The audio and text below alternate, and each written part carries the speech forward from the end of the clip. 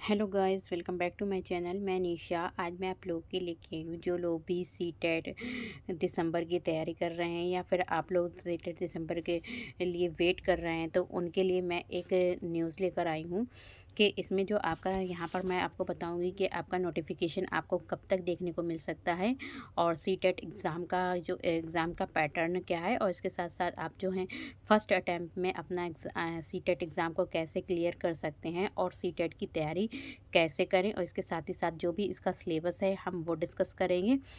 तो आज मैं आपके साथ यही सब चीज़ें डिस्कस करूंगी, और आपका ये एग्ज़ाम दिसंबर में होगा या फिर जनवरी में होगा, ठीक है। और आपका क्या ड्यूरेशन है, कितने मार्क्स आते हैं, कितने क्वेश्चंस आते हैं। तो देखिए, कोई भी आप एग्ज़ाम दें तो सबसे पहले आपके पास उसका एक सिलेबस होना चाहिए, और उसके साथ ही साथ आपको एग्ज़ाम का पैटर्न भी पता होना चाहिए। तो हाँ, चलिए हम लोग देखते हैं कि कैसे हमारा एग्ज़ाम होता है, कौन कौन ये एग्ज़ाम दे सकता है, क्या इसका सिलेबस है, और कैसे हम अपने फर्स्ट अटैम्प्ट में ही अपने एग्ज़ाम को यानी कि अपने जो भी पेपर है उसको क्लियर कर सकते हैं। तो चलिए देखते हैं। तो यहाँ पर मैंने कुछ राइट किया है। देखिए, जो सीटेट एग्ज़ाम है 2025, जो भी वेट कर रहे हैं, किसी का ऐसा था कि एग्ज़ाम जो अभी जुलाई में दिया था, हो सकता है किसी कारणवश जो है उसका एग्ज़ाम 1-2 मार्क्स से रह गया हो, तो वो बिल्कुल भी निराश नहीं होइए, बल्कि सीटेट नेक्स्ट सीटेट की प्रिपरेशन कीजिए। तो यहाँ पे हम बात करेंगे जो हमारा सीटेट एग्ज़ाम है 2025, ये कब होगा। तो देखिए, जो सीटेट एग्ज़ाम 2000 हमारा 25 है, जैसे कि हर साल 2 एग्ज़ाम होते हैं, एक 1 ईयर में 2 बार होते हैं। तो देखिए, जो आपका जिन लोगों ने जनवरी में एग्ज़ाम दिया तो उन्हें पता होगा कि 2024 में एक जनवरी में एग्ज़ाम हुआ था और दूसरा एग्ज़ाम आपका 7 जुलाई को हुआ था, और पहला एग्ज़ाम जो था आपका 21 जनवरी को हुआ था। जिसमें इस बार तो आपके 2024 में दोनों एग्ज़ाम हो चुके हैं, क्योंकि सीटेट जो एग्ज़ाम कंडक्ट कराता है वो साल में 2 बार होता है, आपका 6 मंथ के बाद होता है। तो आप जो नेक्स्ट एग्ज़ाम होगा, नेक्स्ट जो एग्ज़ाम है वो 25 में आपको देखने को मिलेगा, ठीक है। जनवरी के मंथ में मिलेगा, और नोटिफिकेशन आपको नवंबर दिसंबर में मिल जाएगा। इसके बाद हम बात करते हैं कि सीटेट कितने मार्क्स का होता है। जो बिल्कुल नए हैं, जिन लोगों का इस बार बीटीसी या फिर बीएड हुआ है, तो वो बच्चे को एग्ज़ाम का पैटर्न नहीं मालूम है, तो मैं उनके साथ शेयर कर रही हूँ कि कितने क्वेश्चंस आते हैं, तो कितने मार्क्स के होते हैं। देखिए, आपके टोटल मार्क्स कितना होता है, 150, ठीक है। 150 मार्क्स के मार्क्स होते हैं, और 150 ही क्वेश्चन। आपके क्वेश्चन कितने होंगे, 150 क्वेश्चन होंगे। कितने होंगे, 150 क्वेश्चन होंगे। और ड्यूरेशन यानी कि जो भी मिनट मिलेंगे, हर क्वेश्चन के लिए आपको 1 मिनट मिलेगा। चाहे आप लोग ऐसे मान लीजिए, तो ड्यूरेशन आपका 2.5 घंटे कह सकते हैं, या फिर आप 150 मिनट कह सकते हैं, ठीक है। तो आपका 150 मिनट, 150 क्वेश्चन और 150 आपके मार्क्स हैं। अब बात करते हैं कि जो सीटेट एग्ज़ाम है उसको कौन कौन उसके जो क्वालिफाइंग मार्क्स हैं वो कितने होने चाहिए। देखिए, अगर आप किससे ओबीसी से बिलोंग करते हैं, किससे ओबीसी, एसटी, एससी, तो अगर 82, 83, 85 के अबव आएंगे तो आप क्या माने जाएंगे, क्वालिफाई माने जाएंगे। मान लीजिए कि आपको 82 मार्क्स आ गए, तो आप वहाँ पर क्या माने जाएंगे, क्वालिफाई माने जाएंगे, क्योंकि यहाँ पे जो कितने परसेंट मार्क्स होने चाहिए, 150 में से आपके 55% मार्क्स होने चाहिए। ठीक इसी तरीके से जो जनरल कैटेगरी से आते हैं, जनरल से बिलोंग करते हैं, तो उनको इस एग्ज़ाम में, सीटेट एग्ज़ाम में 90 मार्क्स लाने होंगे। 90 के जिन बच्चों के 90 मार्क्स होंगे तो उन्हें क्वालिफाई माना जाएगा, और इसके लिए आपको यहाँ पर 60% मार्क्स लाने होंगे, ठीक है। तो आप लोगों को जो जनरल कैटेगरी से हैं तो उनको 60%, और जो ओबीसी कैटेगरी से हैं तो उनको कितने परसेंट मार्क्स लाने होंगे, तो उनको लाने होंगे 55% मार्क्स लाने होंगे। तो आप लोगों को ये है कि मतलब सीटेट एग्ज़ाम में आप लोग कितने मार्क्स, तो ये नहीं है कि आप लोग, ये एक क्वालिफाइंग एग्ज़ाम होता है। यहाँ पर आप लोगों को ये नहीं कि 120 है तो हमें इतने मार्क्स की नहीं ज़रूरत है, बट हमें ज़रूरत है, मतलब हमारा बेस अच्छा हो जाता है। जितने मतलब मार्क्स अच्छे होते हैं तो उतनी हमारी सब्जेक्ट पे पकड़ अच्छी होती है। अब बात करते हैं कि जो सीटेट एग्ज़ाम है, आप सीटेट एग्ज़ाम देने के बाद कहाँ कहाँ पर जॉब के लिए अप्लाई कर सकते हैं। जिन बच्चों ने, देखिए, सीटेट एग्ज़ाम देंगे तो आप क्या है, अगर केवीएस की जो वैकेंसी निकलेगी केंद्रीय विद्यालय में, तो वहाँ पर आप लोग अप्लाई कर सकते हैं, ठीक है। तो वहाँ पर जो भी भर्ती निकलेगी, वहाँ पर एनवीएस, ठीक है, यहाँ पे एनवीएस है, तो एनवीएस में नवोदय विद्यालय स्कूल जो भी आएंगे तो उसमें जो भी वैकेंसी निकलेगी वहाँ पर कर सकते हैं। दिल्ली में जो वैकेंसी है तो उसमें, और अगर यूपी टेट आ जाता है, ठीक है, यूपी टेट नहीं दिया है, आपने सी टेट दिया है, ठीक है, सी टेट आप क्वालिफाई हैं, तो आप में जो भी सुपर टेट होगा यूपी टेट में, यूपी में, तो वहाँ पर आप क्या है बैठ सकते हैं, सुपर टेट दे सकते हैं। यू टेट यानी कि उत्तराखंड में उत्तराखंड वाले भी अगर जिन्होंने सी टेट एग्ज़ाम दिया है तो वो यू टेट में भी अप्लाई कर सकते हैं वहाँ पर। अब बात करते हैं कि जो सीटेट एग्ज़ाम है वो कौन देगा, ठीक है। जिन जिन लोगों ने बीएड किया है या फिर बीटीसी जिसे बोलते हैं डीलेड, तो जिन बच्चों ने बीएड किया है, बीटीसी किया है, वही ये एग्ज़ाम को दे सकते हैं। ओके, कौन कौन एग्ज़ाम देगा, ये बीएड वाले बच्चे देंगे और बीटीसी वाले देंगे। अब बात करते हैं कि जो एग्ज़ाम है बीएड वाले कौन देगा। देखिए, बीएड वाले जो बच्चे एग्ज़ाम देंगे सीटेट का, वो देंगे पेपर 2 और बीटीसी वाले देंगे पेपर 1। अब हम यहाँ पे बात करते हैं कि how to preparation for CTET exam, तो आप सीटेट के एग्ज़ाम की तैयारी कैसे करेंगे। तो अब बात करते हैं यहाँ पर कि आप सीटेट एग्ज़ाम जो आप देने जा रहे हैं, जो भी आपका दिसंबर जनवरी में होगा, तो उसका प्रिपरेशन कैसे करेंगे, ठीक है। तो उसकी प्रिपरेशन कैसे करेंगे, देखिए ये जो सीटेट एग्ज़ाम होता है इसके 2 पार्ट होते हैं। कितने पार्ट होते हैं आपके? 2 पार्ट होते हैं। एक होता है पेपर 1 और दूसरा होता है पेपर 2। तो पेपर 1 जो होता है वो किसके लिए होता है, तो जिन लोगों ने बीटीसी या फिर डीएलएड कर रखा है तो वो बच्चे क्या देंगे, पेपर 1 ये प्राइमरी लेवल के लिए होता है, 1st to 5th के लिए। किसके लिए होता है? 1st to 5th के लिए होता है। और जो जूनियर लेवल है ये होता है आपका 6 to 8 के लिए होता है। 6 to 8 के लिए होता है जूनियर लेवल। जिन लोगों ने बच्चों ने बीएड किया है तो वो पेपर 2 देंगे। ओके, अब बात करते हैं कि यहाँ पर कितने सब्जेक्ट होते हैं। तो देखिए, पेपर 1 में आपके 5 सब्जेक्ट रहते हैं। कितने सब्जेक्ट रहते हैं? आपके 5 सब्जेक्ट रहते हैं, जिसमें से आपका आता है एक सीडीपी, जिसे बोलते हैं चाइल्ड डेवलपमेंट एंड पेडागोजी, ठीक है, यानी बालक का विकास और शिक्षण शास्त्र, जो भी हमारे पेडागोजी है, तो उसके बारे में हम पढ़ेंगे। और ये हमारा कितने मार्क्स का होता है? 30 मार्क्स का होता है। देखिए, जो हमारे 150 मार्क्स होते हैं वो 150 मार्क्स को हम 5 जगह डिवाइड कर देते हैं, जिसमें हमारे 30 मार्क्स के सभी सब्जेक्ट पूछे जाते हैं। तो इसमें 30 मार्क्स का आपका सीडीपी हो गया, 30 मार्क्स का जो है आपका ईवीएस पूछा जाता है, और 30 मार्क्स का मैथ्स। और ये मैथ्स जो है सभी बच्चों के लिए कंपलसरी है, किसी के लिए ऐसा नहीं है कि कोई मैथ्स में ना दे, तो सभी के लिए आपके लिए मैथ्स भी कंपलसरी है। फिर आती है हिंदी लैंग्वेज। तो हिंदी लैंग्वेज यानी कि लैंग्वेज दो तरीके की लैंग्वेज पूछी जाती है, लैंग्वेज 1 और लैंग्वेज 2। तो ये जो है आपकी लैंग्वेज 1 है, और लैंग्वेज 2 तो लैंग्वेज 1 हिंदी, तो हिंदी आपकी 30 मार्क्स की पूछी जाएगी। और इसके साथ ही साथ जो है लैंग्वेज 2, तो लैंग्वेज 2 में आप कोई भी एक लैंग्वेज इन 3 में से सिलेक्ट कर सकते हैं, जैसे कि आपकी हो गई इंग्लिश, उर्दू, संस्कृत। तो इसमें में से आपको सिर्फ एक लैंग्वेज लेनी होगी लैंग्वेज 2 में। तो ये भी आपकी 30 मार्क्स की पूछी जाती है। कितने मार्क्स की पूछी जाती है? आपकी 30 मार्क्स की पूछी जाती है। और हिंदी लैंग्वेज की बात करते हैं तो इसमें जो होता है 15, चाहे लैंग्वेज 1 हो चाहे लैंग्वेज 2 हो, तो इसमें जो होती है 15 मार्क्स की आपकी पेडागोजी आती है, प्लस 15 मार्क्स का आपका क्या आता है, पैराग्राफ आते हैं। कितना?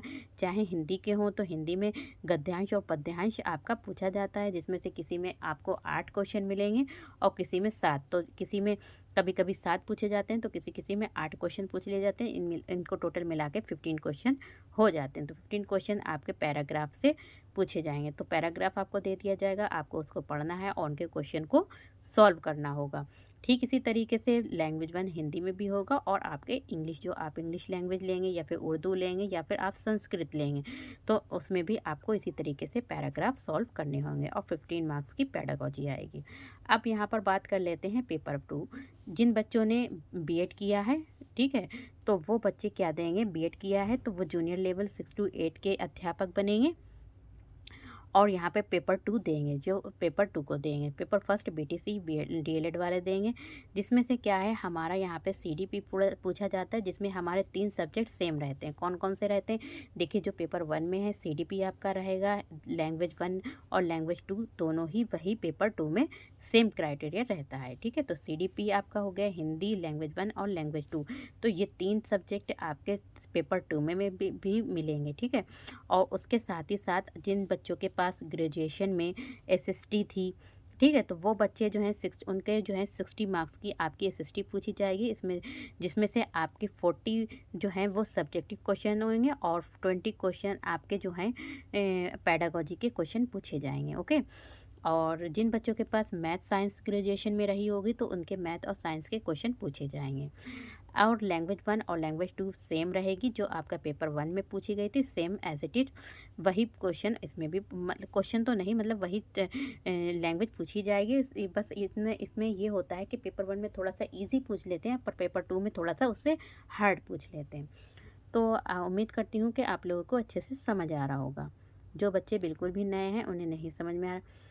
अब बात करते हैं कि आप लोग इस एग्ज़ाम की कैसे प्रिपरेशन करेंगे। तो मेरे हिसाब से जो भी मैंने अब मेरा एक्सपीरियंस है, तो आप लोग को सबसे पहले आपको कोई भी आपको क्या होगा, प्रीवियस ईयर ले लेना होगा। ठीक है, तो आप प्रीवियस ईयर यूथ का भी प्रीवियस ईयर ले सकते हैं, या फिर आप किरण पब्लिकेशन का प्रीवियस ईयर ले सकते हैं, या अरिहंत का ले सकते हैं। तो आपको जो भी, आप किसी भी बुक स्टोर पर जाकर वहाँ पर अच्छा जो मैं प्रीवियस ईयर है वहाँ पर एक ले सकते हैं। ओके, जिसमें आपको 2011 से लेके 2024 तक के जो भी PYQs अभी तक हुए हैं वो आपको उसमें सभी मिल जाएंगे।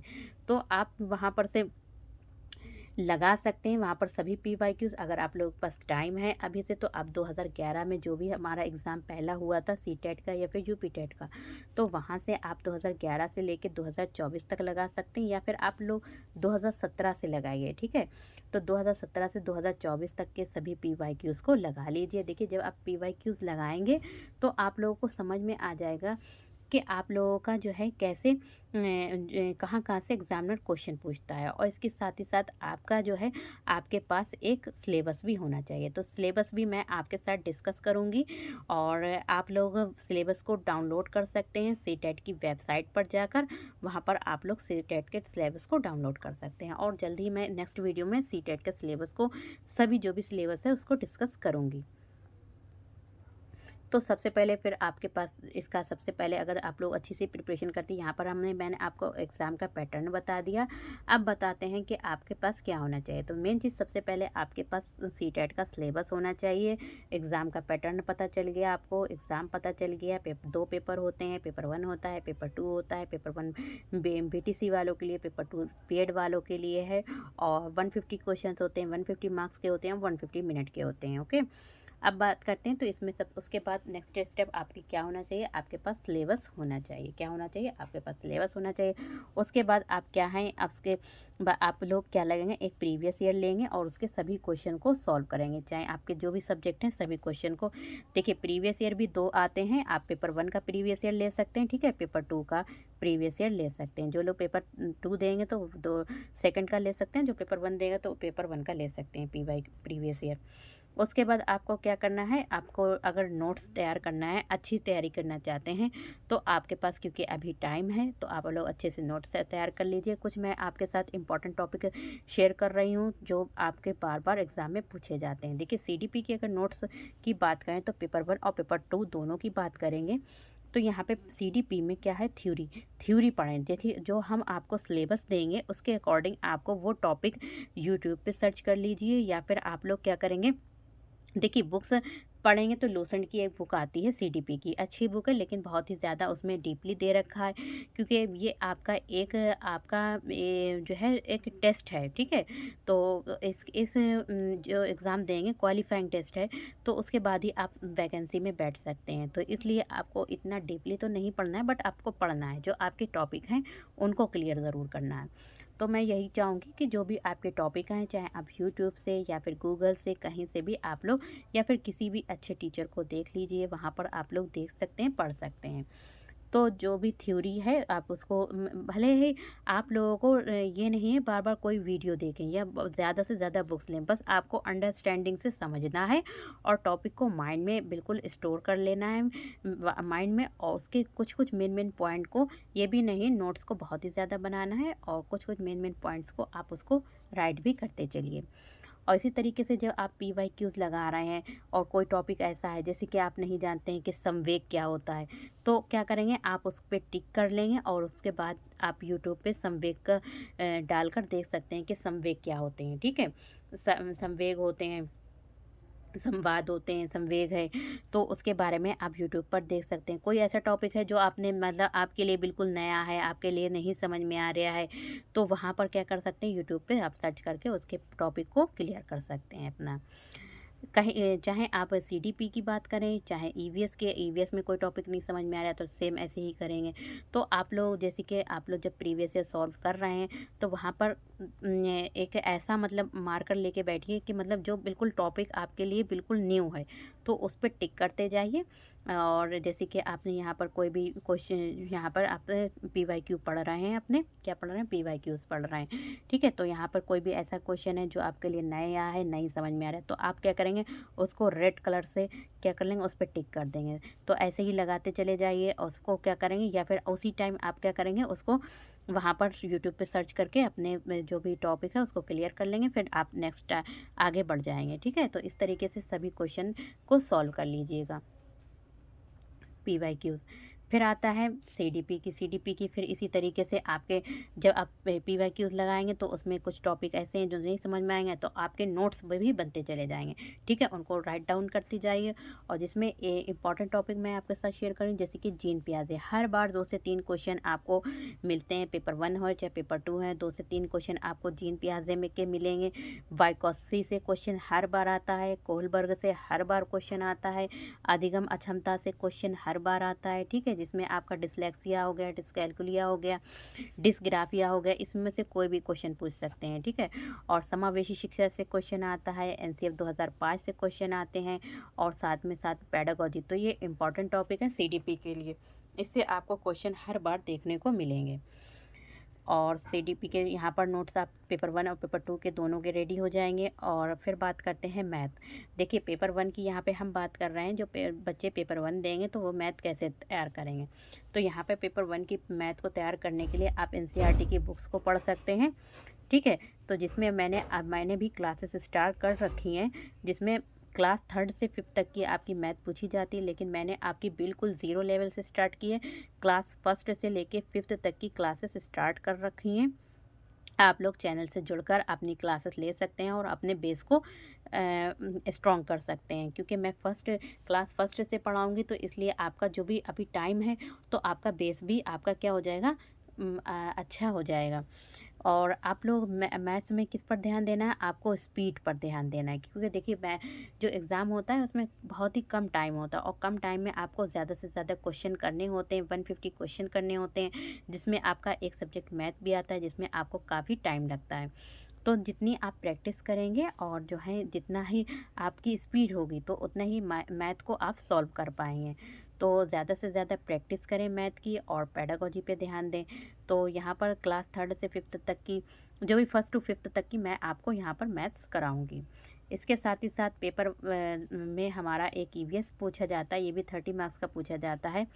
तो यहाँ पर आपको एनसीईआरटी ही पढ़नी पड़ेगी। देखिए सीटेट में सब एनसीईआरटी पूछता है, तो क्लास 3rd to 5th, तो यहाँ पर वो भी क्लासेस चल रही हैं, 3rd to 5th की क्लासेस चल रही हैं, जिसमें आपका जैसे कंटेंट आ जाएगा, ठीक है। तो यहाँ पे आपका कंटेंट प्लस पेडागोजी, तो आपको यहाँ पे से तो यहाँ पे क्या आ जाएगा, कंटेंट और आपकी पेडागोजी पूछी जाएगी, तो 3rd to 5th तक की आपका कंटेंट आ जाएगा। फिर बात करते हैं कि लैंग्वेज 1 और लैंग्वेज 2 को आप कैसे तैयार करेंगे। तो लैंग्वेज 1 और लैंग्वेज 2 के लिए अगर आप लोग ज़्यादा से कोई चीज़ नहीं लेना चाह रहे हैं, नहीं तो आप सब जो वहाँ से आप 2011 से लेके 2024 तक के जो भी पीवाईक्यूज़ लगाएंगे, तो उससे आपको क्या है, समझ में आ जाएगा। जो भी पेडागोजी पूछी जाती है 15 नंबर की, वो भी आपकी तैयार हो जाएगी, चाहे लैंग्वेज 1 हो, हिंदी हो, चाहे आपकी लैंग्वेज 2 इंग्लिश हो, चाहे संस्कृत हो, तो वो आपकी पेडागोजी भी तैयार हो जाएगी 15 मार्क्स की। और इसके साथ ही साथ देखिए, जो मैंने आपको बताया 30 मार्क्स की 15 नंबर की आपकी जो भी पैराग्राफ है वो हिंदी में पूछा जाता है, और 15 नंबर का आपका पैराग्राफ इंग्लिश में पूछा जाता है। तो ये दोनों पैराग्राफ इसलिए पूछा जाता है कि आपकी भाषा पे पकड़ कैसी है, ठीक है। तो आप इंग्लिश का पैराग्राफ पूछा जाता है कि आप उसको इंग्लिश को समझ पा रहे हैं, आप अंडरस्टैंड, जब आप समझ पाएंगे तभी आप उनके क्वेश्चंस को सॉल्व कर पाएंगे। अगर आप पैराग्राफ को ही नहीं समझ पाएंगे कि उसमें क्या लिखा हुआ है, क्या पूछ रहे हैं, तो आप क्वेश्चन को भी नहीं सॉल्व कर पाएंगे। तो आप ज़्यादा से ज़्यादा जो भी पैराग्राफ दे रखे हैं उनको सॉल्व कीजिए और अंडरस्टैंडिंग के साथ पढ़िए। और लास्ट टाइम मैं आपको पैराग्राफ सॉल्व करने की भी एक टेक्निक बताऊंगी, फिर बात करते हैं तो वहाँ पर देखिए पेपर 1 का हो गया सब। अब पेपर 2 की बात करते हैं। जिन लोगों ने पेपर 2 की तैयारी करेंगे तो उनके लिए आप लोग एनसीईआरटी अभी से स्टार्ट कर दीजिए क्लास 6 टू 8 की, क्योंकि मेरे चैनल से आप लोग एनसीईआरटी को पढ़ सकते हैं 6 टू 8 की, क्योंकि अभी हिस्ट्री क्लास 6 की चल रही है। तो यहाँ पर 6 टू 8 की आपको हिस्ट्री, पॉलिटी और ज्योग्राफी पढ़नी होगी, और साथ में और इसके साथ ही साथ आपका कंटेंट और पेडागोजी दोनों ही इसी से तैयार हो जाएगी। और साथ में कुछ इम्पॉर्टेंट पॉइंट हो, जब आप PYQ सॉल्व करेंगे तो आपको पता चल जाएगा कि क्वेश्चन कहाँ से पूछे गए हैं। तो PYQs भी इसके भी सॉल्व कीजिए, और देखिए जब आप पढ़ेंगे नोट्स भी बनाते रहिए।